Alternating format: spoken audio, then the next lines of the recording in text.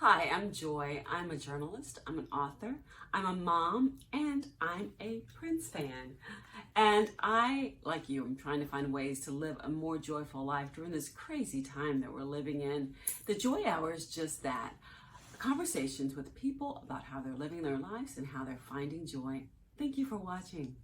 Everyone, this is the Joy Hour, and it is my weekly celebration of people that I have interviewed over the years, and a way to connect with people during this pandemic. Um, I was looking at I felt so kind of disconnected as we all are socially distancing. So I am so happy tonight. I am talking with some ladies who I just admire about what they do. Let me introduce Jan Hargrave.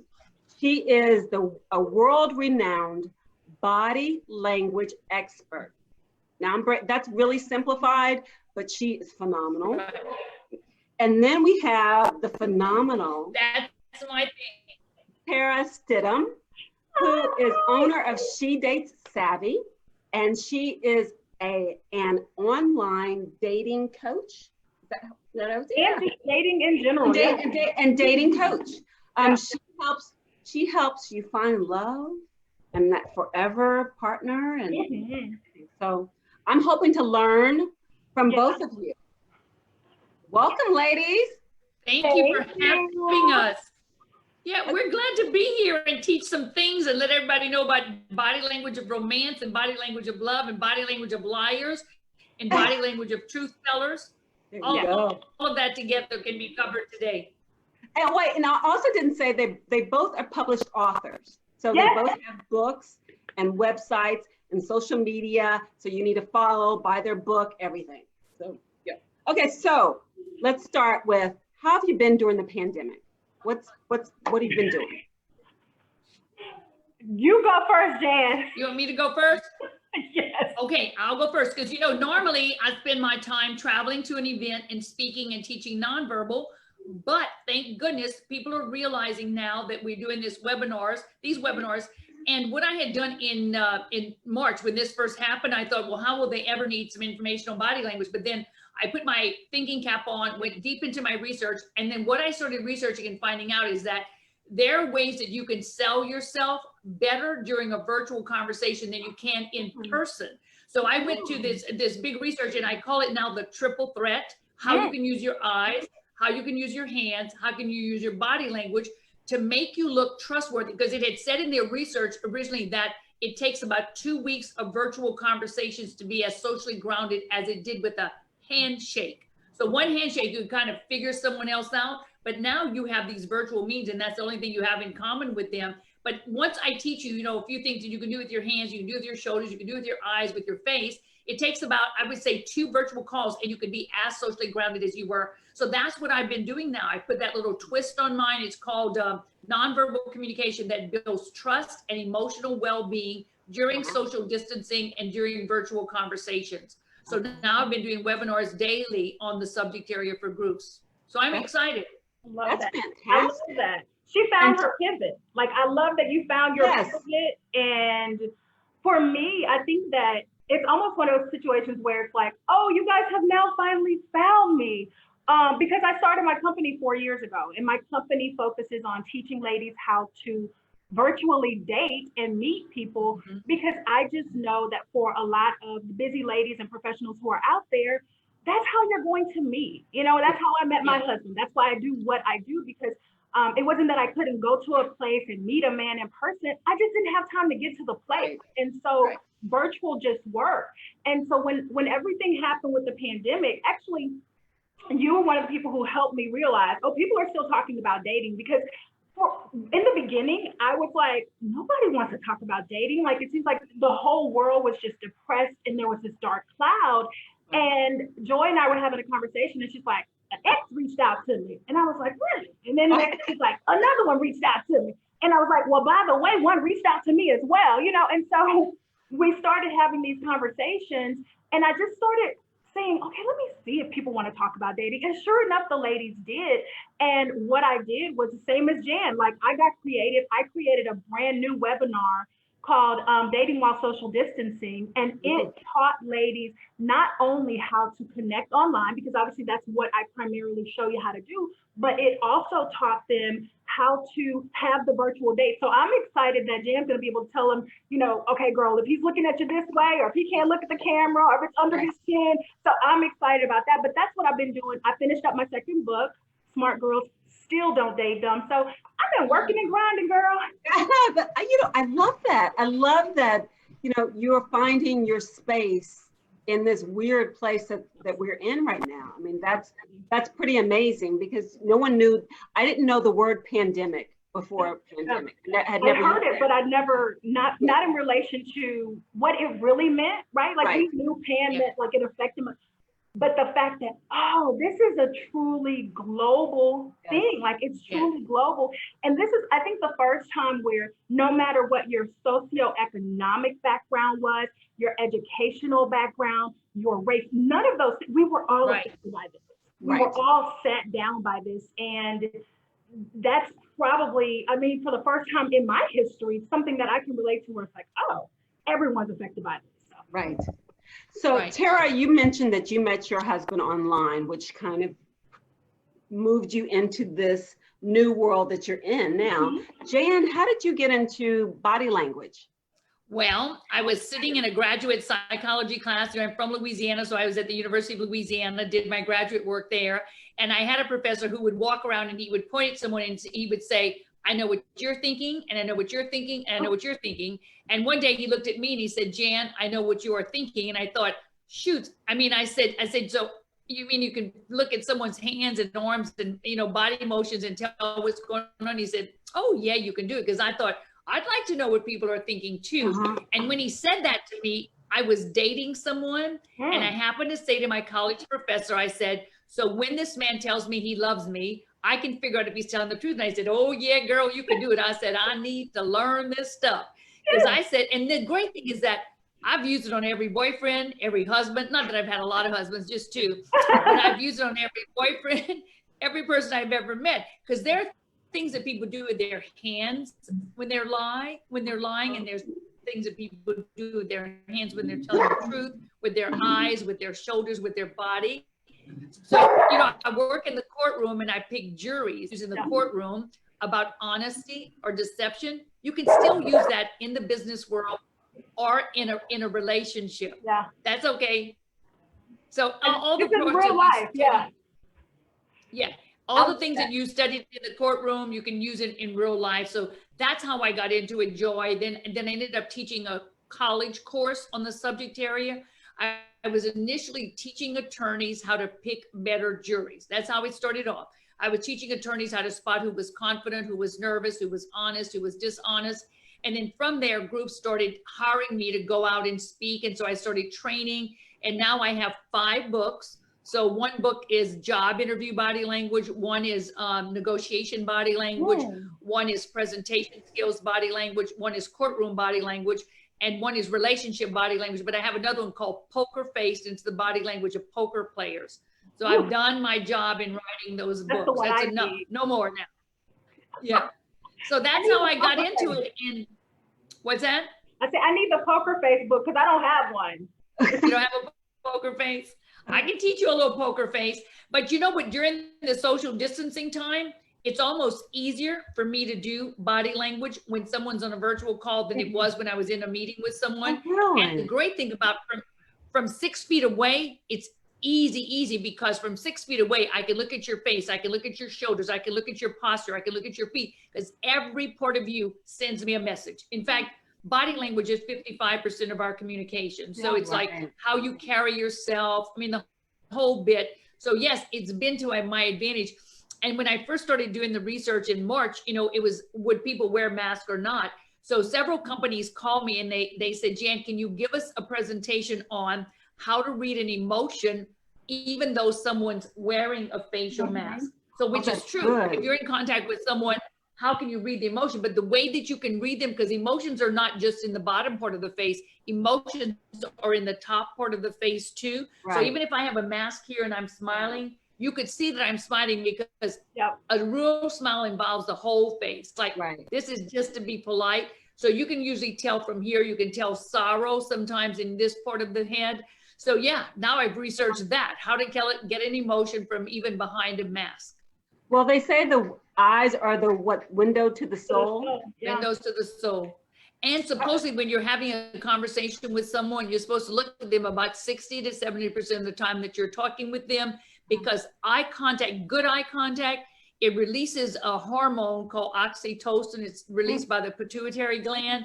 And when you have this good eye contact, so I try to teach people when they're on virtual conversations, you have to look at the camera. You can't be just looking at the screen. Yeah. You're going to have to look at the camera, because you want to build that trust really quickly with the person you're negotiating with the person you're dating. So that's why it's so important that sometimes you look at the camera and not necessarily looking at their face. Interesting. Okay, so Tera, talk to me about what are the issues with dating today? I mean, a lot of people are swiping left and swiping right and online and matching it and plenty of fish and all of those. Yeah, I mean, there's so many issues, but I think bigger than just the issues, I think is just maybe the way that people go about doing it, right? I think that if a lot of ladies take it really like too seriously, if you will, like they take it too seriously and it's not fun. So it becomes a chore and it's easy to quit something that you don't enjoy doing anyway, right? So if you're not having fun doing it, you'll find yourself like, oh, well, I'm just going to leave because no, I didn't like the matches, or I didn't, like what the messages that they sent to me. And so for the most part, if they're not having any fun doing it, right? That's the first thing. Like you have to go into it with the right mindset. Whenever I would go online, and I call myself an OG of online dating just because, again, it just made sense for my life. Like it made sense for my busy life. And I remember back in the day, I went on a date, and my girlfriend Georgetta would tell you, she's like, yep, she sure did. I went on a date with a guy who's in his profile picture had a pink suit on. Why? Because I needed to know why he wore the pink suit. And she called him, she's like, what about pink suit? I'm like, I gotta go. I just have to go. Because to me, those were either going to be, the matches that were like, oh, that's the love of my life, or it was gonna be a fantastic. In a pink suit? Pink suit. I went on a date with a guy in a pink suit. I've been on a date with a rocket scientist. Okay. Yeah. Okay. Because to me, these were either going to be, again, great matches or great conversations, right? Like great conversations. Yeah. And so I always look at dating that way, and I understand that everyone doesn't. But if I can tell ladies anything, it's to kind of loosen up, just lighten up just a little bit, especially now when you're talking about, usually the thing that I would hear from women was, I'm not going to do that, girl, because me crazy online, and oh no, I'm not. And so now I'm like, what about now, girl? Because how are you going to meet him otherwise? Like when you're at the grocery store, you can't even see his face, right? Yeah. You can pray that he's smiling at you, look at the eyes like Jan told you, see if he's smiling. But at least with online, it gives you a full glimpse into who that person is, even if it's just who they're presenting online. We get to the next step of having conversations text-wise or on the app or computer, and then getting to the phone, and then getting to the virtual dates. And again, I'm excited that Janet's gonna tell us how to be able to read their body language. But truly, truly, truly, this is now like the sign that this is the time. Like this is it. This is your future. And so hop on, have some fun, and hopefully learn some really good skills. That's what I teach ladies. I teach you how to do it successfully, because I've bombed. I've sent messages and didn't get a response. But guess what? I kept going. So because I didn't take myself so seriously and didn't just, I licked my wounds, but I kept going. So that's what I got to say about that. So how many dates did you go on before you met your husband? Oh God, in life? Well, online, when you started online dating. So here's the thing. I would date online in spurts, right? So I would maybe from time to time meet someone socially, like maybe at a family function. Like if we had people in common, I would meet someone that way. But then there were times where it's like, okay, I don't have time to go out, so I would go online. And I only say that because this last time when I met my husband, he was one of two people that I messaged. And so I gotta say, I have to preface it with, hey, I've been on many online dates, because I don't want anyone to think that, it happened to you in just 2 messages. Yeah, but I've been doing it for a while, right? Like, I don't want to be, I don't want to misconceive, like, I don't want to give the misconception that it happened overnight, but it did, just because it was the right time for me. Yeah. Right. Hey, and what she was saying about, you know, girls are sometimes not having fun. I just want to address that for a minute, because flirting is playing. Because when we were little, we played peekaboo. You know, it was our way to play with our mom, play with a friend. That is still what we're doing as adults in when we're dating. So flirting is meant to be fun. It's a playful little game. It's nothing to be serious about at the end. And the research does say that 85% of all courtship gestures are began by women, and women who start a courtship gesture typically get it returned to them. So it might be in an, you know, we think guys are looking at us in the airport. The woman needs to give the gesture. 85% of all courtship gestures are started by women, and women who start them get them returned to them. Jan, I sent the first message to my husband. Bam. That's what I want the girls to know. Like, get out of your own way. Even in my webinars, I teach the savvy flirt factor, because a lot of girls, they don't even know how to flirt in real life. So imagine them online. Oh my God, right? And so well, let me give you a test then. I'll give you a test. I have this flirting profile that's included in one of my books, but I said, let me see which questions would be the best to ask these girls tonight. Okay, so one would be this: the most seductive part of the hand is the thumb, the finger, or the wrist? I would say the wrist. You're right, it's right here. Because the most seductive is the wrist? All of this. Because in older movies, the black and white movies, you know, they would make a girl smoke a cigarette so that eventually she would go with this gesture here. So this, when someone sees this exposed, Joy, you could do this all day tomorrow. It says, I'm available. I'm available. You got that one right. Okay, so let me give you another one. Let's say, okay, the most flirtatious way to leave a room is A, make a point to say goodbye to everyone. B, thank the host. Give air kisses to everyone in sight. The most flirtatious way. Air kisses, really? Of course, air kisses are the ones that does the best. So like, I was gonna say, shake your butt when you walk away. Like, oh, it could be. Okay, let me ask you one more. The best way to flirt while enjoying a liquid refreshment is A, order a drink that comes with a straw. B, order a drink that comes with an umbrella, or order a shot of anything. Oh, the umbrella. I like the shot. The umbrella shows flirty fun, right? The umbrella is like flirty fun. And listen, yes, Jan. Yeah, it might be flirty fun, but the shot is the answer. The shot is the answer. Shot. I know, the shot. The shot. Yeah. Okay, does it show that you're like open and down for things? And yeah. Okay. That you're tough. You want another one? I like this. You like this? Okay, let me give you another one. Okay. Let's say, okay, this one. To arouse the attention of an attractive person who is walking a dog, Joy, you would A, comment on the dog, begin to talk to the dog, or C, wink and smile coyly towards the attractive person. So what's the sexiest thing to do? Come on, Joy. We got to get your boyfriend. Come on. What would you do, Joy? Comment on the dog. It's okay, but that's not the sexiest thing. The sexiest thing to do would be to wink and smile coyly towards the attractive person. That's okay, Joy. I will send you this 2-page test to complete, and then I want to see. I need it, which is why I have 2 dogs. Those are just kind of cute. So now, Joy, when you see someone you like, just go around with your and do air kisses and wink. Okay.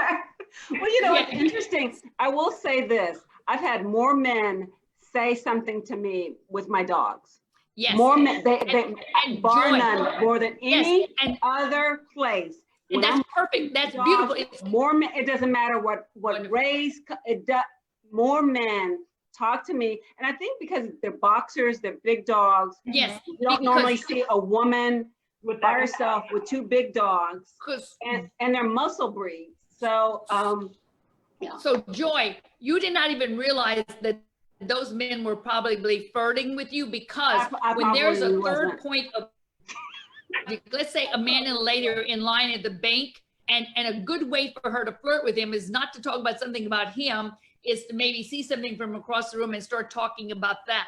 So that's a way to flirt with someone, when you focus the attention of the two. It's like a sly way to flirt with you, that you focus on the attention of something, a third object. So then you missed a lot of good dates. Yeah. So that's why I need both of you in my head, because see, I thought that they were liking my dog because they wanted a boxer. They like you. Even if they were liking the dog, a man who is attractive, who stops to talk, I'm going to take notice. When I was a single lady, I was going to take notice. And I think that that's what a lot of ladies miss out on. They have those moments where it's like, you got the guy, he's in your face. If you like him remotely, girl, he's something like, oh, how often do you come over? You know, something like that, where you at least get the conversation going.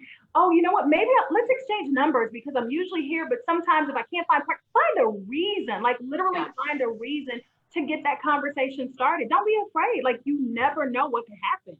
Yeah. Cheers to that, right? Okay. All right. So here's the thing. So someone asked on Facebook, Jan, what is our body language saying? I was Right now? Well, the good thing about Joy is that your shoulders are even to me when I'm speaking with you, and that's how you have to approach these people on the calls, because you know, unevenness of shoulders is indecisiveness of person. So whenever you can make sure that, so you never want to stay like this the entire call. You want to make sure that you're even this way. Okay. And Joy, you know, and like Tara's kind of coming at me from a side angle, which like Tara, like you're posing for a portrait is what it looks like, but it's very seductive. So I'm really pleased to see that. So I'd have to, I was so busy talking that I'd have to watch your hand motions for a minute. But you know, the good thing is that it's wonderful to see people use their hands, because that's how your sweet little personality comes out to others. So people say, oh, I couldn't talk. If I couldn't use my hands, I couldn't speak. And I say, use your hands, because those hands give me information about you. And the interesting thing is, when you move your right hand, it's because you're getting information that's on the left side of your brain out, because your left side of your brain is your math and your science and your history. Everything you ever memorized is right here. So if I'm adding numbers inside my head and have trouble adding them, I'll move my right hand. It's going to relax me, and then I can finally say those numbers. When I move my left hand is controlled by my right side of my head.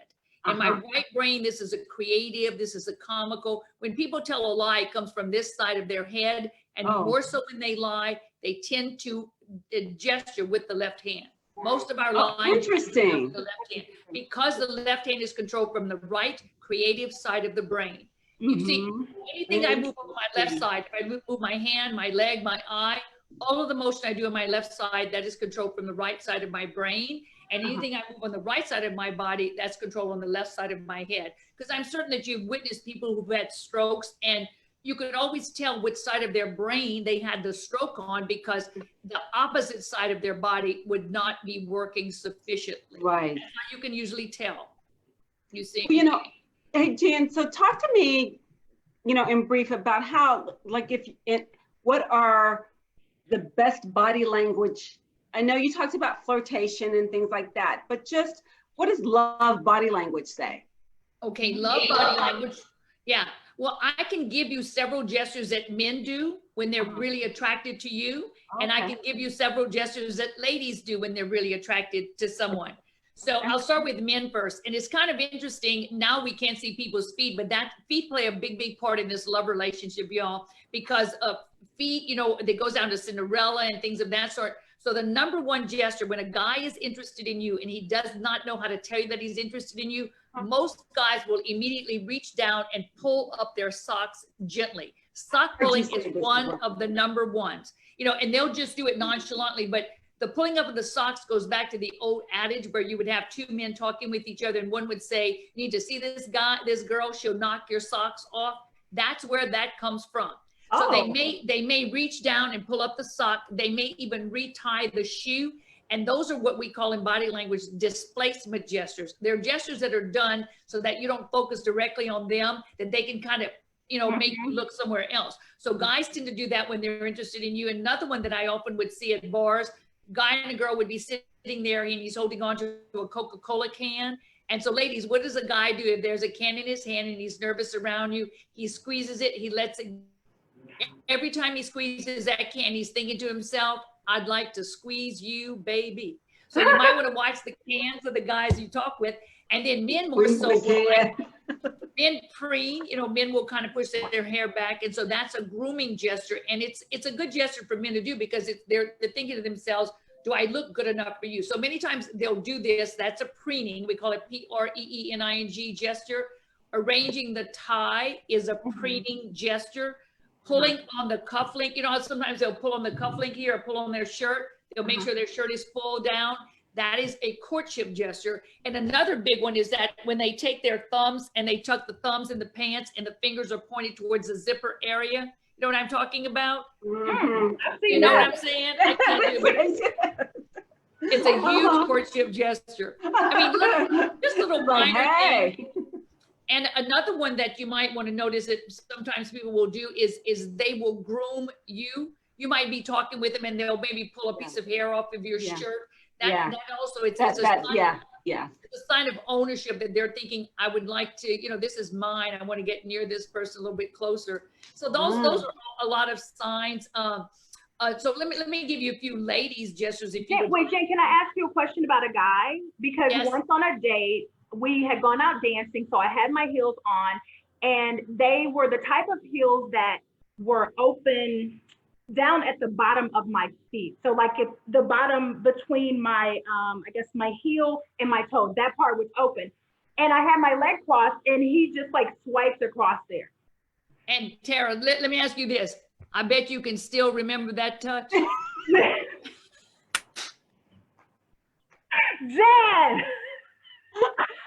Jen, stop. I don't remember. It's like, wait a minute, brother, what are you doing? It was rocket science. I know. I'm like, you got really fresh really fast. Like, what is happening here? But see, like, I don't like people touching my feet or my ears. That just is like, no, that's not, no. Because those are vulnerable areas right in here. You see, it's like exposing the neck is a vulnerable. People who are nervous around you will usually scratch on their neck, and they scratch about 5 times. It's an insecurity gesture. They'll do this, they'll talk, and they kind of pull here. Yeah. Okay. So Tara, that's so good. In my book, the book that I did on love, I did do a chapter on shoes, and I put men's shoes and I put women's shoes, and listed all the different kinds of shoes that you see people wear. That would be a great show to do, is on just shoes. But supposedly women who wear shoes with strategically open areas or wear open toe shoes and stuff, they typically wear underclothing with strategically open areas too. Wow, that's a lot. That's a lot. That's no comment. That's a lot. That's a mouthful. Yeah. Okay. I love that. Okay, let me give you a couple that ladies do. Let me give you a couple of gestures that women do. And most men think, oh, she touched her hair, she's bound to like me. That is not the first thing that ladies do. Ladies do 3 things before we even touch our hair. And a lot of ladies gestures while she's dating and that she can see someone. I'll give you some that you can watch for in the camera, but typically what I teach is this. The first thing that a lady does is if she likes you, she's gonna always cross her leg towards you. So women always cross their legs towards people they like and away from people they don't like. True. Yeah. And once she's crossed towards you to get your attention, a woman starts this slow kick. A slow kick is like, yeah, buddy, you better look here. You never want to see a lady kicking fast. A fast kick is an impatience gesture. Oh, so it's just has slow. The fast and the slow, yeah. And then the fast and slow. Yeah. The number one gesture that ladies do when they're really attracted to someone is that a woman will begin to dangle her shoe off the tip of her toe. That is the number one. So that's why. That one too. That's why for men and women, feet play this big part. It goes back to the Cinderella effect. The beginning of time, it was shoes that were hung behind cars. Now it's cans and everything. And in some countries, a red shoe is placed at the doorstep to let the people who pass by know that there's someone available in that home. Some countries, they put a shoe in the cement it's like a grounding kind of ceremony. So feet are really important. Then after she's done those 3, then she more than likely will go into her hair. And the more she goes into her hair, the more she's into that person. But another quick gesture that someone could watch for, you know how we as women will clasp our hands this way and we'll take our upper cross knee and hold on to our knee? Yeah. Every time someone do that, Joy, you might be doing it now.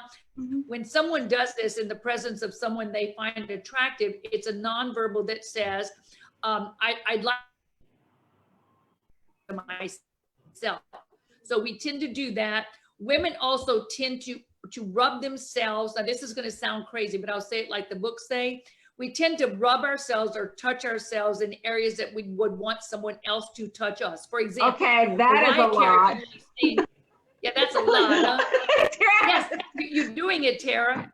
So you know, Mariah will take her hands and pass them all the way down her body into her hips. You know, she's going like this as she sings. Yes, so touch my body. Yes. Yeah, touch my, or we might hold on to a thigh and our legs across, but we tend to more so hold on to something on us that we want someone else to hold on to.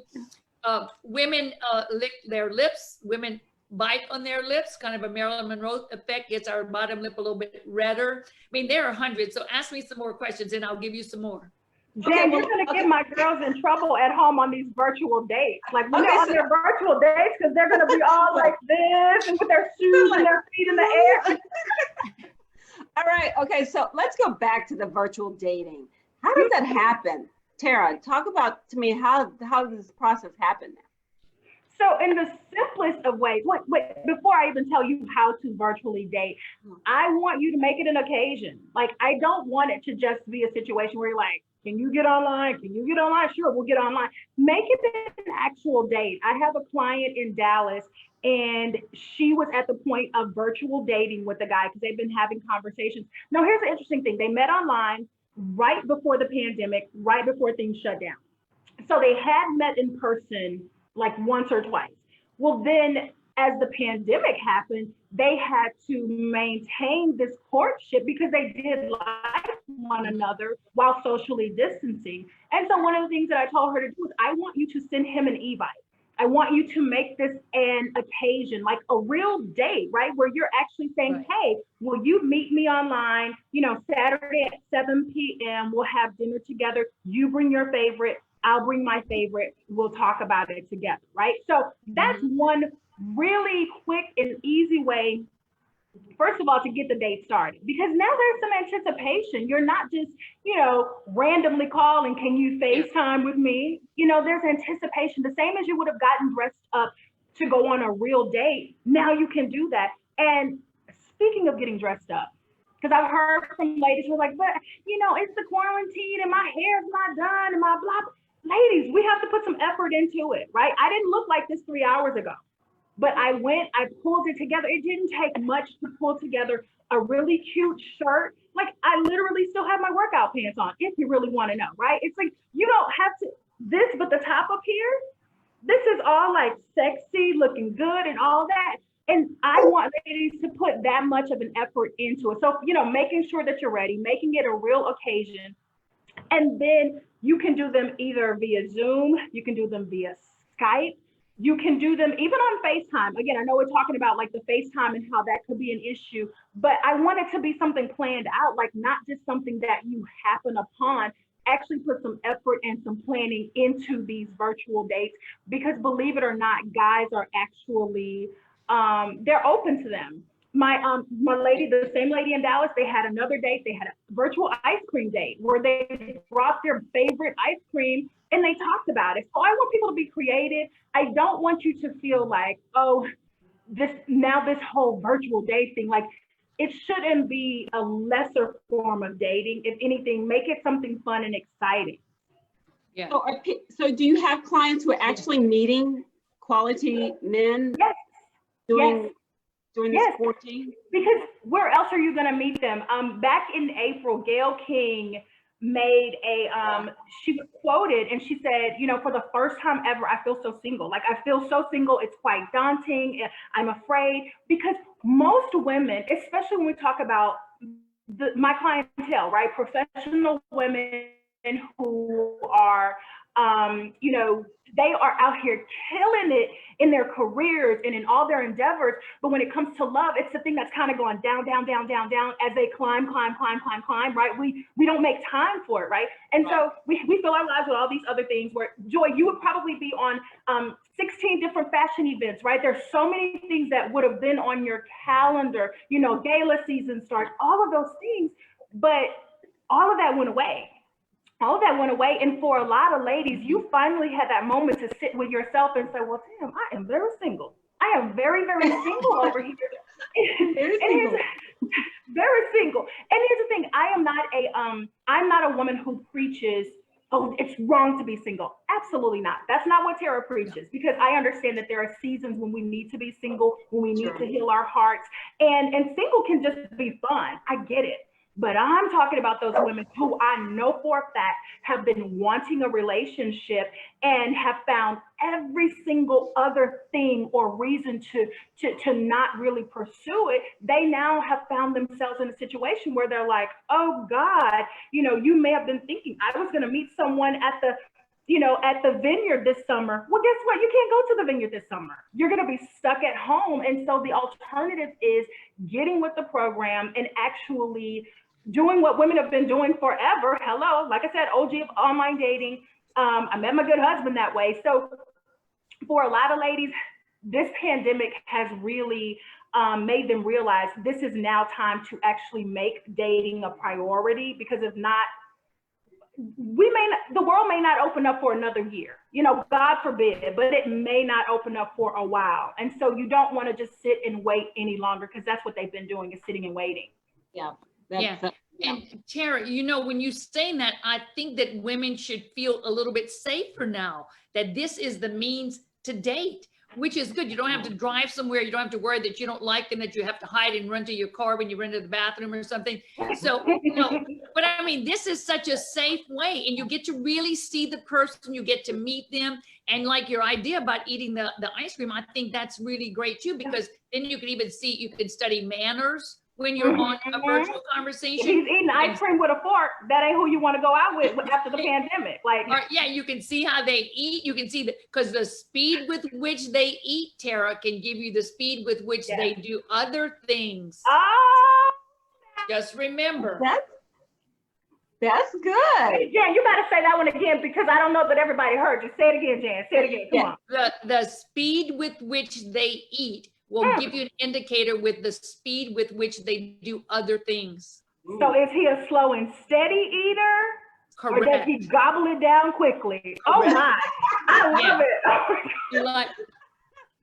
And two, Tera, the great thing is this, you can see some body language. Let's say you sharing a drink with them, and men and women do, you know, if I had my glass here and I took my stem and I did this with it, you know what that means, girl. If I take my glass and I just kind of rub it here too, so make sure they have something in their hands. Maybe they can toast every now and then try to see if the camera's a little bit further, and they can watch some of the body language of what they do with their drinking glass. Well, Dan, I don't know if they're not gonna want to socially distance after that. They're gonna be like, I'm coming over, girl. But it's another avenue that they can check things out, you know, because when we watch couples at, you know, when we do research and watching couples to see if they're a good couple for each other, we might have them at our dinner table and we're trying to figure out, is their eating style similar? Does she gobble up all her meal and then she's sitting there talking with him? And does he eat slowly, or do they eat their salads at the same rate? Because that can kind of let you know something about what's going to happen in that relationship. Even that, the way that they eat and the speed at which they, can give you indicators of what's going on in that relationship. I never even thought about that. And I've been dating for a long time. I never thought about that. Now you're going to look at it. Yeah, and it makes perfect sense. You can, if you think back to, and I'm trying to think, I mean, if you just kind of think back to if a man is like just a sloppy eater or just not kind of uncouth when it comes to that, I think that is indicative of a lot of other things in his life. Yeah. True. Or if he is not courteous to the waiter, doesn't that leave an impression on you? Of course. And interestingly enough, a few years ago, I wrote an article But I wrote it from a male's perspective because I interviewed like 3 guys and I asked them, what are some of the things that women do? Because what was happening is I had ladies who were going on first dates and they wouldn't get called back for second date. And so I said, okay, ladies, let me talk to a few different guys. And that was one of the things that one of the guys brought up, was that I'm also watching to see how she treats others on this date. Right. So if she's rude to the waitress or just, you know, dismissive, that's something that they look at as well, ladies. So it's not just us who's reading body language, they do as well. For dating in this day and age, what are some of the biggest mistakes that we make, men and women? Bad pictures, that's the first thing. Because in an online dating world, that's your calling card. That is the first thing that someone is going to see. You talk about body language, you got to have a body on there. You got to have a picture to begin with, because you don't want to do this. You don't want to do this. That, or even for the guys, and I pray that there are some guys listening and hopefully we can share it out to them. You got the guys on there with the shades on, Jan. They'll be in the car with their hats. There are a lot of in the bathroom. Oh my God, with their chest out. Don't nobody want to see that. Like, it's just, again, and it depends on what you're trying to attract, because let's be real and serious. I deal with people who are looking for real deal type relationships, right? Sure. And we understand that there are folks out there looking for straight up hookups and that kind of thing. So yeah, you're going to find, you know, the ladies with their behind in the shots and all that, and the guys who are there with their chest exposed and you can see the hair on. Like, it's too much. It's way too much. But the biggest mistake I think a lot of people make is having terrible pictures. And then the second biggest is being on the wrong site, being on the wrong dating site. A lot of people, because what happens is you talk to your girlfriend who talked to her friend who talked to her cousin, and they happen to hear about a dating site that was $2.99. And I'm like, girls, if we've not invested anything, that's what you're going to get back. And so you find I find a lot of serious minded women who unfortunately don't reach out to me, but they listen to what someone tells them. And then they're like, oh, well, I went on this site, but I didn't like the men and they were sending me. I'm like, because you should have never been on that site. It really is like grocery shopping.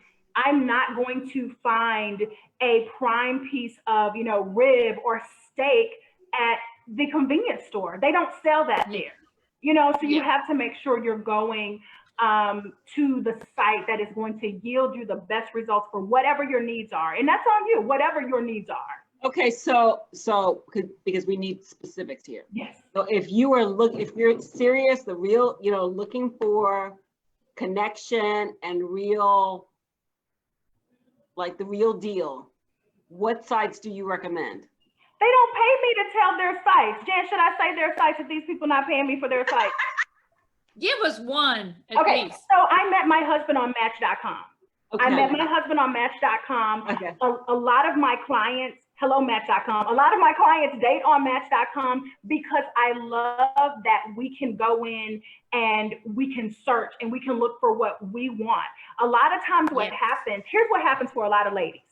They listen to part of what I say and they get a great picture, right? So they put their great picture on the dating site and then they wait. And they wait, and they wait, and they wait, and they wait. And that's not savvy dating. That is not going to get you anything that you want, because what happens is you find yourself being in the posture of, I'm going to receive whatever comes my way, instead of you saying, I am ambitious. I know what I want. Let me go out here and hunt and gather it myself. Right. And that's when I tell ladies, I sent the message to my husband first. I say that for a few reasons. One, I didn't wait for a site to match me. And two, it also did not change the trajectory of our relationship. He still courted me. Right. All I needed to do was let him know, hey, with Marissa, hey, I'm over here. Do you see me? And the minute he did, hello, here we are, almost. But we've been together 5 years, and I know this is so, but we've been together 5 years and we'll be married 5 years in March of next year. So 5 years later, after that one high, and we're together. And so I think that ladies just sit and wait, and I don't believe in that. In any part of my life, Tera's not sitting back and waiting for anything to happen to her. Yeah. Jan. Oh, go Yeah. ahead. Go A ahead. couple of points, yeah, that I wanted to make that was so relevant with what she was saying. And one is what we call the likability factor. I mean, even if I'm working with an attorney, I'll let that attorney know if that jury likes the other attorney more than you, I don't care how good you are, you're not going to win the case. Yep. So you have to get a likability factor, whether it's in that your picture is fun, that you look fun, and two, that you are approachable. Because you've seen at a party, you go maybe at a bar and there's one girl who's just gorgeous and you think everybody would go to her, but someone's just kind of mediocre. Because then people know, well, she's going to be fun to talk with. It's not like the other one might say to them, well, I don't even have time to talk with you. So likability factor, approachability factor. You were going to say something. I'm just going to say one more thing, but you say yours. Say. So when she's talking about likability and approachability for online dating, that translates into you having a profile that is written in a way that would attract people to you versus you repelling them. Because a lot of ladies are out there and they wear their hurts, they bring their bags, all of that stuff, and they put it in those profiles. And so you can know what happened to them 10 years ago because they're still dealing with it. And unfortunately, on their profile, it shows up. And so what Jen is saying is exactly right. In the way that translates on a profile is whether or not you come with a great personality that makes him say, damn, I want to meet that lady. I want to have her in my life versus, and I've read this, ladies, I've read it on men's profiles where they say, if you deal with drama or you like to argue or if you're not over your ex, they literally write this in their profiles. Why? Because they've seen women out there who either have those profiles or once they get on the phone with them, that's the energy that they're bringing. Because Tara, I'm sorry, you're like in the first 4 minutes of meeting someone, we get like a thin slicing effect. You know, like the first moment someone sees you, sees Joy, sees me, they kind of make a little quick determination. Is that person smart? Is that person pretty? Is that person competent? So it's called thin slicing. Malcolm Gladwell had that book called Thin Slicing. So that's the same thing. You know, they may like your picture and come on, but within 4 minutes of talking with you, they will have either given you a check or an X. That's how quick it is. And the other point I wanted to make, there's some research that I had done. It's also in the book. It's like a roadmap to romance. Does the girl actually know what she is looking for? And a way to do that, let me tell you a quick way that you can advise your ladies to do that. And Joy, you can too. You get a sheet of paper and you just list, think of the first little boyfriend you had in first grade that you just kind of liked. You remember that? And you put his name. And then maybe you go to 6th grade and you put his name. Then you go to maybe 9th grade, put his name, and just on your life, you know, put about 6 or 7 who you felt you really, really liked. And then I want you to list some qualities about that person, like your first little boyfriend. Joy, who was your first little boyfriend? Oh, well, I remember my first kiss. I didn't have a boyfriend until I was in college. I was a late bloomer. Okay, but when you think about him, what was it about him you liked? Was he athletic? Was he funny? Was he what? He was brainy. He was a brainiac. Okay, give me another characteristic. Give me another characteristic. He was tall. I'm not going to say his name, but okay, that's okay. So then what I would have you do, because I can remember my first little boyfriend, I liked him because everybody else liked him too. But anyway, so this is what would happen. You'd kind of make this list. You just put 3 or 4 words of things you liked about him. Then you put 3 or 4 words about things you disliked about him. Then go to the second guy who you kind of dated and liked and put some words about him that you like, put some words about him that you dislike, and do that with maybe 4 people or 5 people. And then you start circling the words out of each one of these that you really were attracted to. Okay. And then search the words that you were distracted to or that you didn't like with these. And then you kind of come up with so that's what I really like in a guy. Because at first, I mean, Joy, you must have had a crush on somebody in 4th or 5th grade. I did, but I was a very shy child. I don't care if you were shy. Who was somebody you had a crush on? You had a glow crush on somebody in your class. Okay. Think about it and then call me tomorrow and let me know. Yeah, I'll think about it. Because the qualities that you liked as a little girl are the same qualities you like as a big girl. Yes. Interesting. They are, that is exactly right. That's why sometimes when you hear people talking about like, oh, you pick people who are most like your father or most like those relationships, it's based on that as well, right? Those things that we loved about those men in our life. And for me, just a really a quick, almost, I want to call it a dumb down, but one thing that I also have my ladies do is come up with what are your deal breakers and your negotiables. Yeah. Right? When you're talking about relationship, because what happens for a lot of ladies is you find yourself either going from relationship to relationship to relationship, or either just continuing to fail or meeting the same people because you don't know what you want. You've not spent that time sitting with that list of the guys and the qualities that you liked in them. And then also talking about what are those characteristics that I want in a man, and what are the ones that I'm saying, well, even if he has this, I'm willing to negotiate on it. You know, I had a conversation with a girlfriend yesterday and she was telling me about her list. And she's like, do you think a list is a bad thing? And I'm like, absolutely not. I don't think it's a bad thing because in the Bible, it says, write the vision, make it plain, right? You have to know what you're out here looking for. Now, I understand that some of y'all have a list that even Jesus Christ himself could never live up to. I get it. And that's not the list I'm talking about, ladies. I'm talking about the list that truly does keep you on track. You know, like what qualities do you like about him? I had a vision board in place before I met my husband. Did you really? Wow. Yes. And I could bring it out and show you and check off every single thing on that vision board that came to pass. And so that was my list, if you will. And it wasn't a bad thing because that just meant that kept me focused on what I wanted for my life. God forbid you're walking around just kind of letting life and every day come your way and happen to you. And it's the same thing when we're talking about relationships and meeting people, especially for women. Here's what my average clientele is. She is a woman who is a professional woman. You know, she's educated. For the most part, she has raised her children. Sometimes she's widowed or she's divorced, she's newly single, or she's just spent a lot of time away from the dating scene. And maybe she left when she was 38. And now I get her at 52. Yeah. You know how much living in life and changing has happened in those years.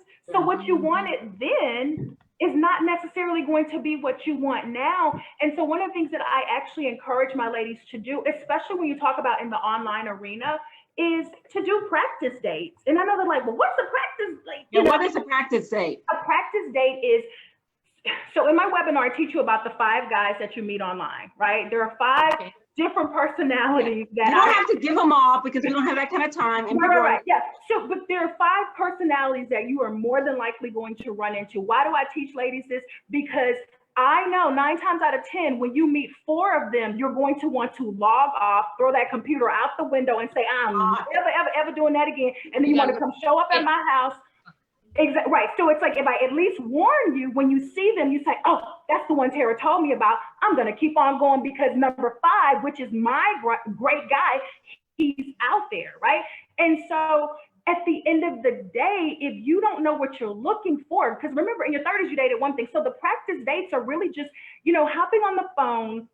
Maybe he's not all of those things that you, if you said, oh, well, I don't know, like he doesn't necessarily look like who I used to date in the past, but he's got a great profile and he was kind of funny and flirty. That's a practice date. It's okay to talk to him on the phone.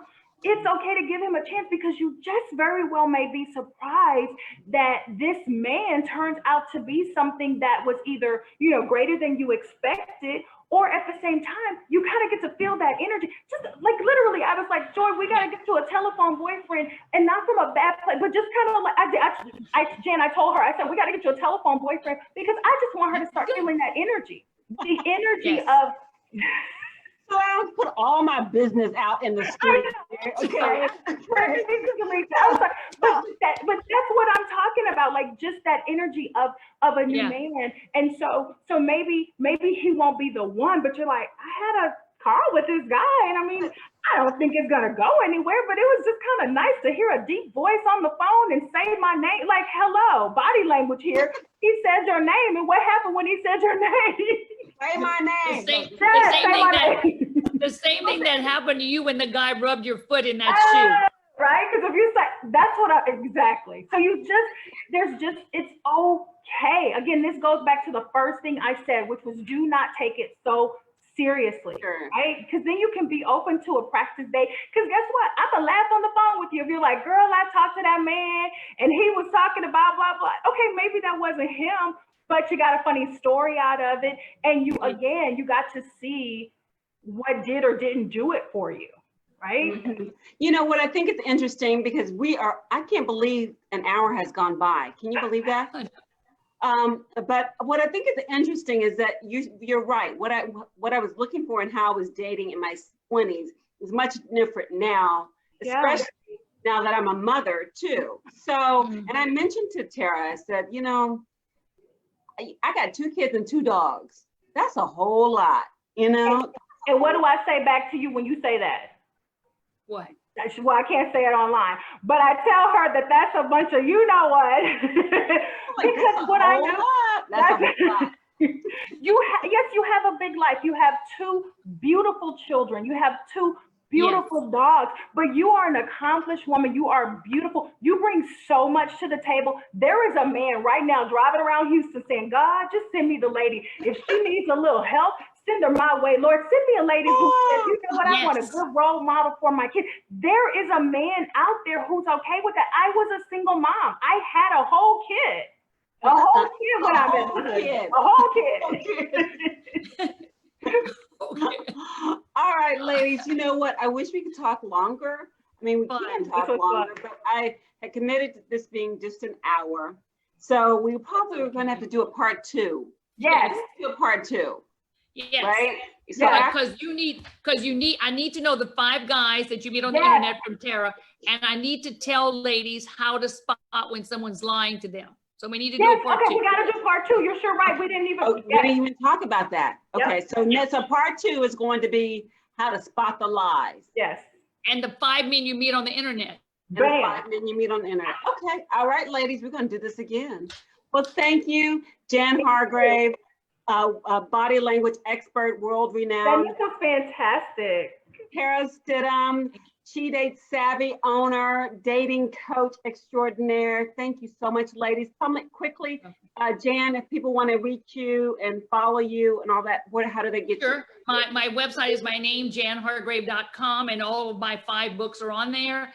And on Facebook, it's just Jan Hargrave, and I have an online course that's is janhargrave.com/course, where they can learn everything there is about nonverbal and be an expert just like me. Fantastic. Love it. Fantastic. Love it, love it, love it. And Tara, how do we get your information? You can find me online on Facebook, Instagram, on my website, and it's all She Dates Savvy. You can go and get a copy of my new book, which will be out next week, Smart Girls Still Don't Date Dumb. And definitely join my website. Follow me online because I'll be doing a webinar in August. I've been doing them every month because I want to make sure the ladies are ready to date savvy, even in a pandemic. So follow me so we can get you hooked up. All right. Well, thank you so much, ladies. Love in the time of a pandemic. It can happen. These women are, you know, they're telling us. So, all right. Thank you so much. I got calls with other ladies out there. Okay. And this has been the Joy Hour. So thank you so much. And I will be back next Thursday. Bye. Oh yeah, the wrist. Bye, ladies. Bye, Joy. Bye.